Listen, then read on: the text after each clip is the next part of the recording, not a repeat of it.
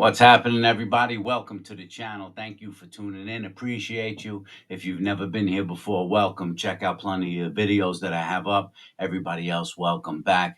As you see, my boy Dusty is here. Dusty is in the house. What's up, buddy? Dusty's the mellow fellow right here, my hot dog. What a good boy.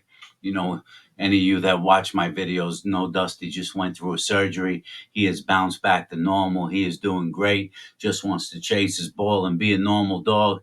You see, I don't even have to hold on to Dusty. He's mellow. He just chills out. He's a cool hot dog. You a cool hot dog, Dusty? Let me put him back down over here. Go ahead, buddy. Go over there. Good boy. All right, check it out. For those of you that have never been here, I survived 17 years straight in the New York prison system. And I'm going to tell you about one of the most intense, strange realities that happened to me during my incarceration. This is a very unique story. And I don't know anyone else in the world. There might be someone else in the world that can tell you that they had this experience, this exact experience. I think it was very unique to me and my life. Not something that not something that is exciting, something that was very emotional, something that made me feel like I was in this twilight zone. And you'll hear that again. For those of you that don't know, I have a very strange, unique family history. My one grandfather was the police commissioner in New York. That was my mother's father. And my father's father was sentenced to death in the electric chair in Sing Sing prison. And he was put to death. That's where he met his fate. So I never got to meet him because my grandfather went to the electric chair before I was born. And I'm not going to get into his case at this time right now. It's not about that. It's about the fact that when I was sentenced to 12 and a half to 25 years in prison, the first place that they put me was Sing Sing prison.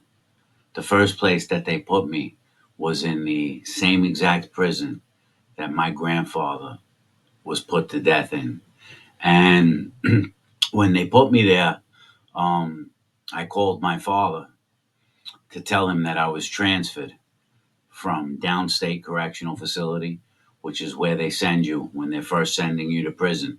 You go from Rikers Island, and then you went to a prison called downstate, where they classify you, they give you a classification, and then they send you to prison. Out of the 60 prisons that were in New York State, they decided to send me to the same one that my grandfather was electrocuted in decades earlier. And to call my father and tell him that I was in the same place where his father was put to death, the same place that he visited his father on death row every Sunday as a boy, was really tough for me to do. Um, and I called him, and when he answered the phone, the first question out of his mouth was, "Did they transfer you yet?" Because he knew I was close to transfer. And I said, "Yeah, Dad, they transferred me." And he said, "Well, where are you?" And I couldn't find it in my heart to tell him Sing Sing. I knew it was going to crush him. And so I gave him the address instead. I said, "They moved me to 354 Hunter Street." And there was silence for what seemed like minutes. And he goes, "I'll never visit you there, son." And I says, "I don't expect you to, Dad." And he never did visit me there. He never visited me at all, to be honest. He came about two times, 15 years later, when I was getting ready to go home. And he was just passing by the prison anyway, you know. But I did feel bad for him that I landed there, you know. Pardon me, let me have a sip of my little Gatorade. And it wasn't long that I was in Sing Sing. It wasn't just being in the prison that was surreal. What was surreal was what I'm about to tell you right now. One night I'm in the prison yard. I had only been in Sing Sing a very short period of time.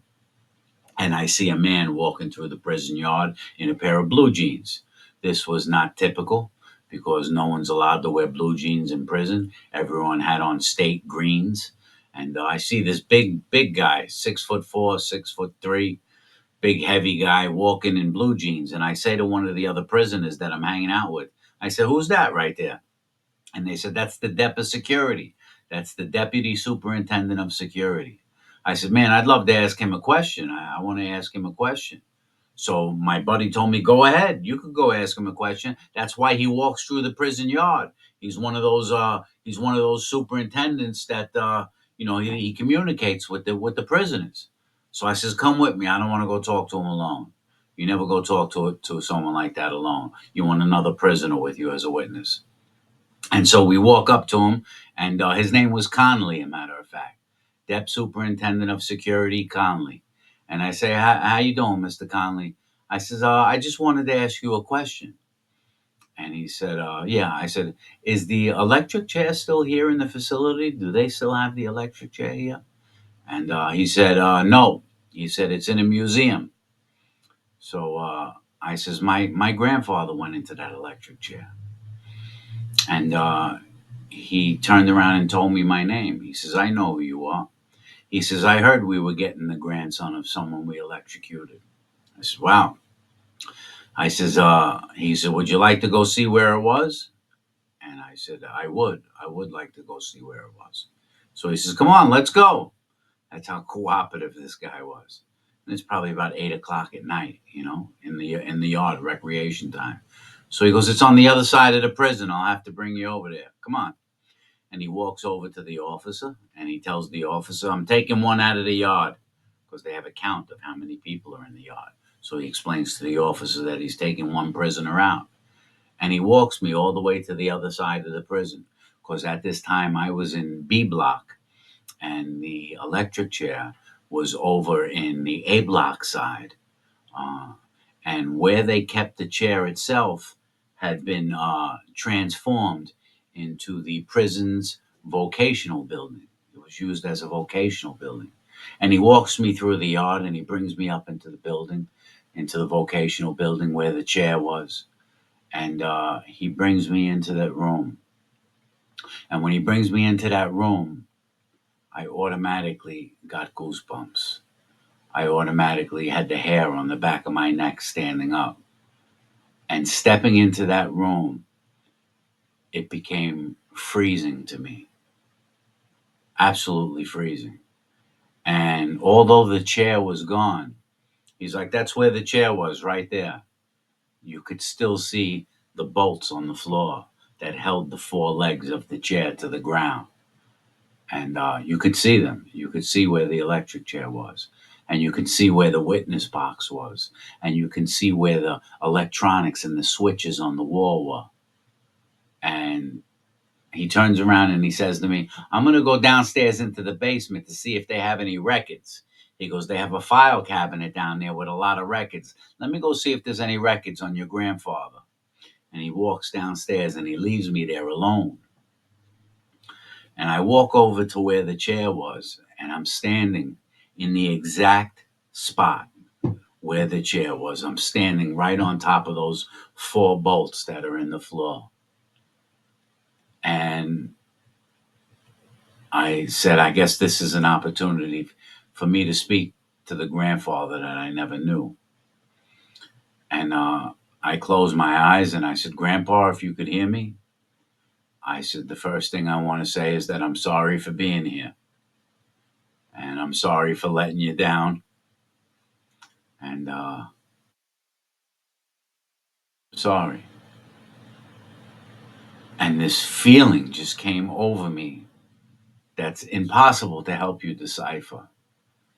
I I'm not saying I don't believe in ghosts. I don't believe in the spirit coming back. But what I did experience was the most overwhelming and powerful feeling to stand in the place where my grandfather was put to death in that exact spot. It was so surreal that I was ice cold, but I was sweating. I had a cold sweat coming off of my whole body, and I felt it in my chest, in my stomach, and I had the feeling like I have to get out of here. This is not good. This is not normal.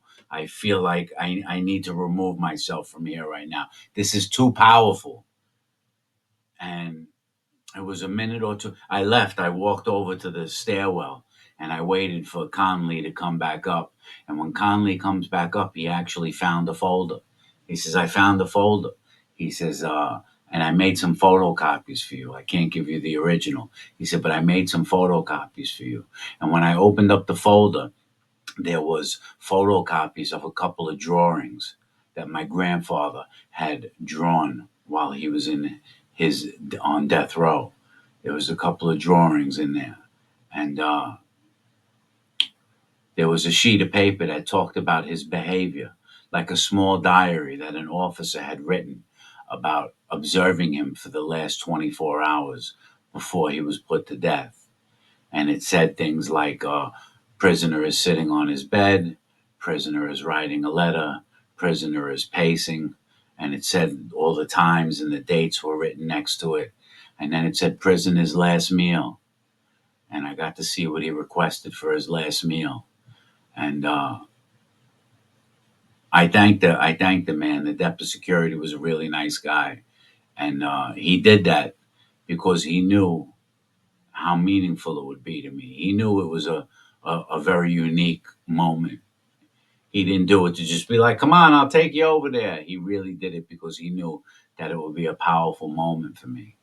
And he brought me back over to the yard, and he patted me on the back a little, told me, you're gonna be all right. You'll be all right. He saw I was emotional. And he brought me back into the B block prison yard where a couple of my boys were there. And when they looked at me, they knew something was wrong. My friend Jimmy and my buddy Squirt, my Dominic, they all looked at me and they were like, yo, you all right, Fish? And I said, I just had the most intense experience I may ever have in my entire life. I was able to feel that, man, for that moment.